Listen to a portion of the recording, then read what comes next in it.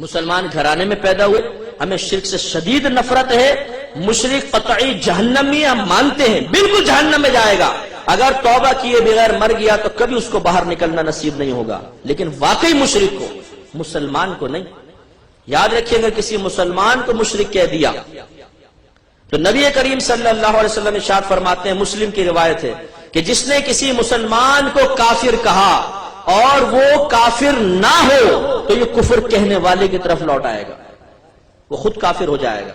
علماء نے فرمایا اس حدیث کو اس کے ظاہر پر معمول کرنا واجب ہے، اگر آپ نے کسی کو کافر کہا تو آپ بھی کافر ہو جائیں گے۔ کیوں ہو جائیں گے اس کی لاجک آپ کو بتا دیتا ہوں، اگر ذہن میں رہے تو بہت اچھا ہے۔ مسلمان اور کافر یہ جو دو لفظ آپ کسی پر بولتے ہیں اس کے عقیدے کے اعتبار سے بولتے ہیں۔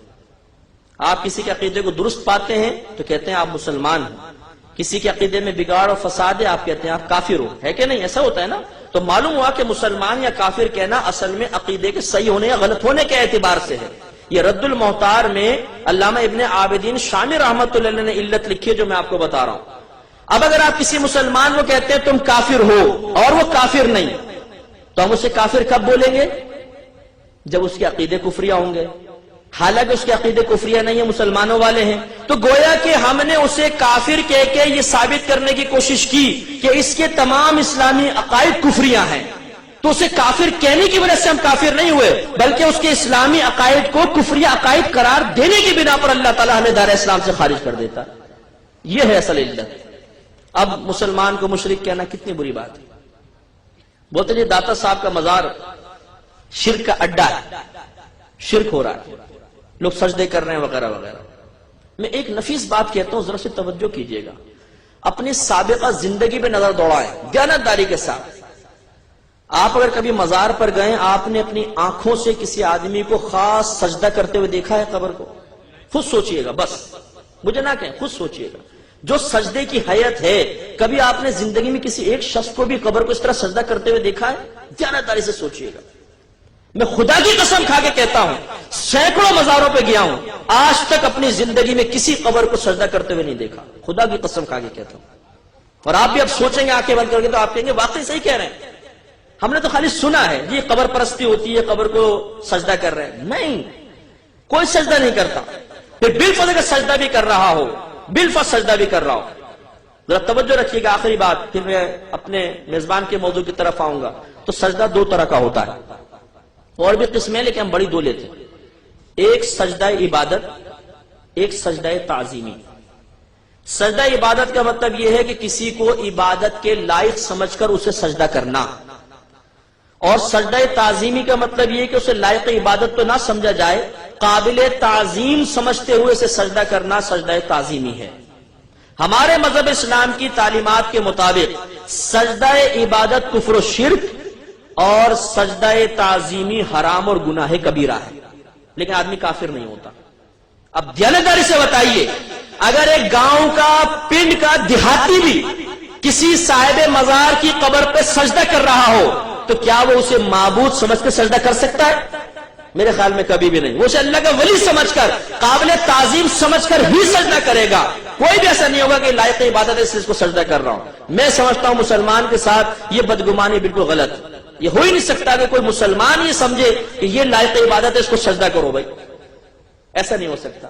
لہذا زیادہ سے زیادہ آپ یہ کہہ سکتے ہیں کہ یہ حرام اور گناہ کبیرہ کا مرتکب ہے، اب بھی اسے کافر کہنا کیسا ہے؟ غلط ہے کہ نہیں؟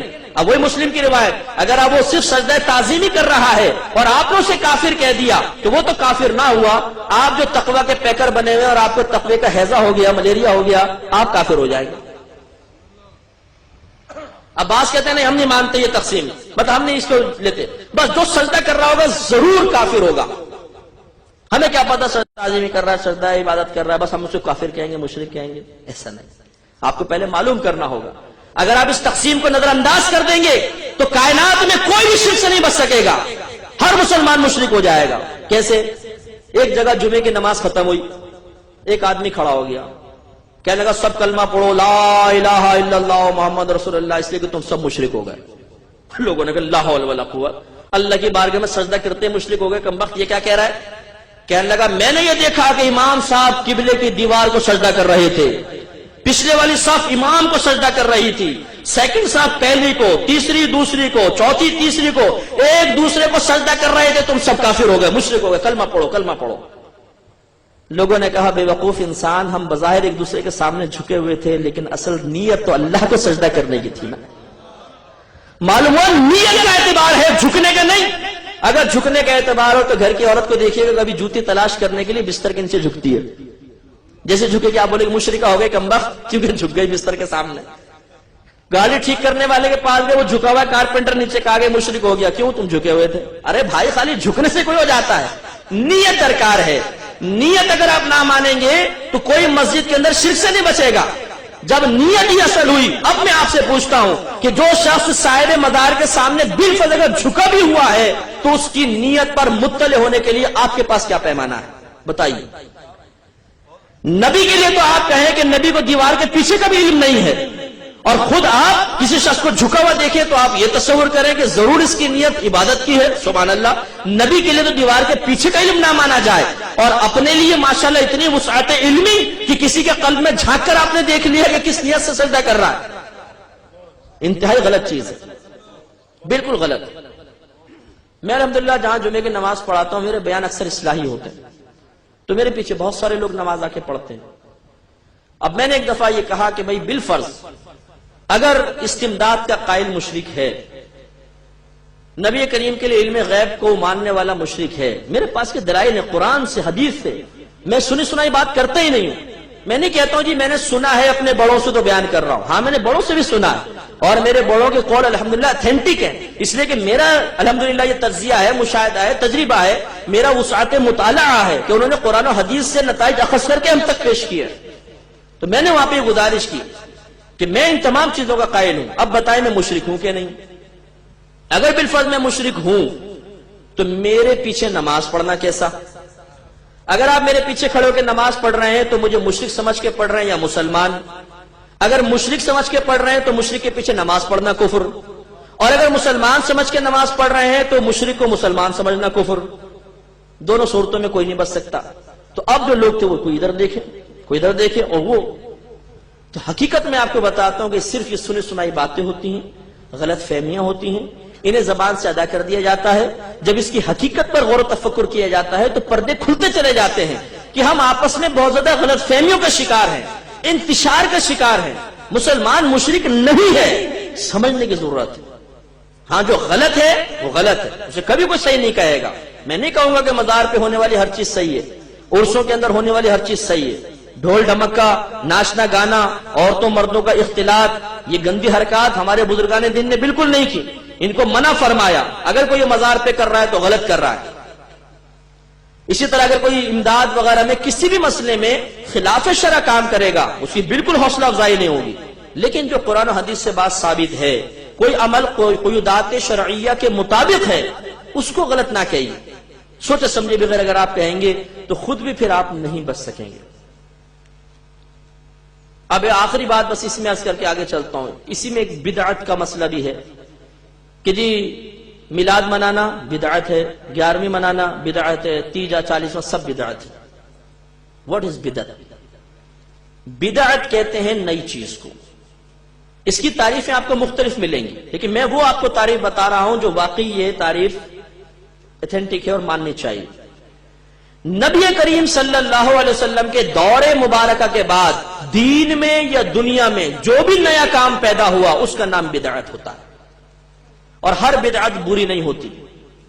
اگر نبی کریم کے زمانے اقدس کے بعد کوئی کام نیا پیدا ہوا، چاہے دین میں دنیا میں، اور قرآن و حدیث کے خلاف ہے تو وہ بدعت سیئہ کہلائے گا، بری بدعت، اور یہ جہنم میں ہے۔